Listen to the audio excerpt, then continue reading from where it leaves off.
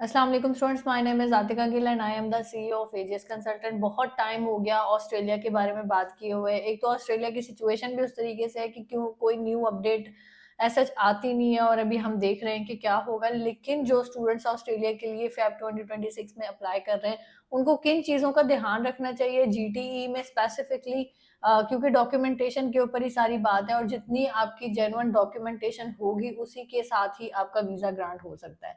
तो स्टूडेंट्स ने किन-किन चीज़ों का ध्यान रखना है? देखिए, सबसे पहले तो फाइनेंशियल डॉक्यूमेंट्स, ऑब्वियसली हम जिसको जीटी कहते हैं, उसी की वजह से आपका जो रिफ्यूज़ल का रेशियो होता है वो ज़्यादा या कम होता है। तो स्टूडेंट ने किस चीज़ों को ध्यान में रखना है? सबसे पहले आ जाती है बात, अगर हम बात करें कि जो आपका गैप ईयर है, आपने उसको कैसे जस्टिफाई करना है।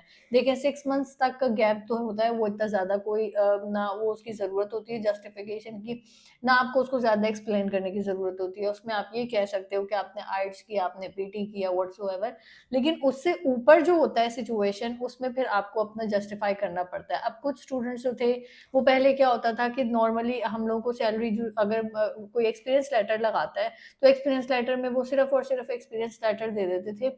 सैलरी का वो नॉर्मली ये वाली चीज़ हो जाती थी कि कैश इन हैंड पे मिलती है, तो वो ज़्यादा जस्टिफाई नहीं होता था। तो वो ज़्यादा यूनिवर्सिटीज़ तब पहले इस चीज़ को ज़्यादा बॉदर भी नहीं करती थी। लेकिन अब यूनिवर्सिटीज़ ने इन चीज़ों को ज़्यादा सीरियस लेना शुरू कर दिया है और जो भी अपना गैप आप दिखा रहे हो, आप अपना एक्सपीरियंस लेटर दिखा रहे हो, उसके साथ जो आपकी सैलरी स्लिप्स होती हैं, वो आपके अकाउंट में चाहिए होंगी। अगर आप ये नहीं देते हो, तो हाईली पॉसिबिलिटी है कि आपकी जीटी रिफ्यूज़ हो जाए। फिर उसके बाद अगर हम बात करते हैं आपकी बैंक स्टेटमेंट की, तो बैंक स्टेटमेंट में अब पहले ये होता था कि आप अपने फादर का या मदर का बैंक अकाउंट लगा देते थे, मतलब आप उनकी बैंक स्टेटमेंट प्रोवाइड कर देते थे, साथ एफिडेविट लग जाता था। उसमें ये वाली चीज़ हो जाती थी कि वो आपको सपोर्ट कर रहे हैं। अब जो चीज़ आ गई है, वहाँ पर यूनिवर्सिटीज़ ने ये कहना शुरू कर दिया कि जो आप डॉक्यूमेंट अगर आप इस तरीके से लगा रहे हो कि जो आपके पेरेंट्स का है, तो वो आपकी आप उसको ओन नहीं कर रहे हो, आप उसको एक्सेस नहीं कर सकते हो, तो आप उसको फर्दर यूज़ कैसे करोगे? तो ऑल्दो हर जगह पर ये वाली चीज़ होती है कि पेरेंट्स जो होते हैं, वो आपको स्पॉन्सर कर सकते हैं। ऑस्ट्रेलिया ने स्ट्रेट अवे इसको नो भी नहीं कहा है। लेकिन कुछ हमने अपना जो रिसोर्सेज़ से देखा है, जो आगे डिस्कशंस में चीज़ें आई हैं, जो हमारे पास फीडबैक आए हैं, वहाँ पे ये वाली चीज़ भी आना शुरू हो गई है कि जो ऑस्ट्रेलिया वाले हैं, वो अब ये कह रहे हैं कि आप अपना जो अकाउंट होता है, वो स्टूडेंट का अपना पर्सनल होना चाहिए।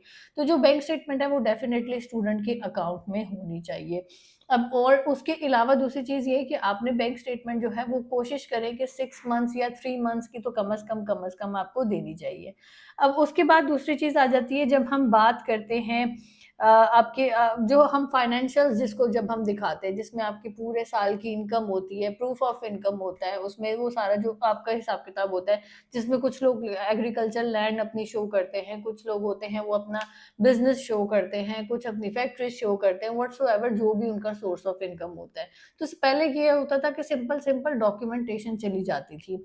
या अगर हम यहाँ पर देखें ज़मीनों वाले जो हम जब हम एग्रीकल्चर लैंड की बात करते हैं, तो ठेका होता है, वो नॉर्मली तो यही होती है प्रैक्टिस और इन जनरल भी यही है कि आप ज़्यादातर कैश नहीं पकड़ते हैं, उसको अकाउंट में लेने वाला चक्कर, या तो ये हो जिसने ठेके पे ज़मीन दी हो, वो दूसरे शहर में बैठा हो, तो उस सिचुएशन में ये होता है कि हाँ, वो जो है वो आई है उनको उन्होंने अकाउंट में की है, लेकिन नॉर्मली प्रैक्टिस यही रहती है कि वो कैश में जाती है। अब लेकिन अब ऑस्ट्रेलिया वालों ने कहा है कि ये आप लोगों के यहाँ प्रैक्टिस होती होगी, हमें इसका ट्रैक रिकॉर्ड चाहिए।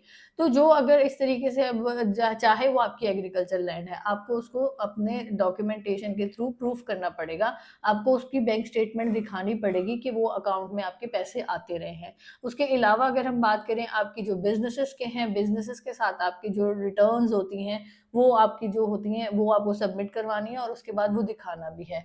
तो ये वाली चीज़ भी हो गई। अब ये जो है, ये क्रूशियल डॉक्यूमेंटेशन है, जहाँ पर स्टूडेंट को मेहनत करने की ज़रूरत है। अगर आप इन चीज़ों को नहीं कंप्लीट कर पाओगे, तो हाइली चांसेस हैं कि किसी एक माइनर सी जगह पर भी आपका आकर जो है वो मसला आ जाएगा। कंप्यूटराइज़्ड डॉक्यूमेंट्स होने चाहिए। अब जो यहाँ पर लैंड के भी जो रिकॉर्ड्स हैं, वो नॉर्मली अब ये हो गया है कि वो सारा कंप्यूटराइज़्ड है।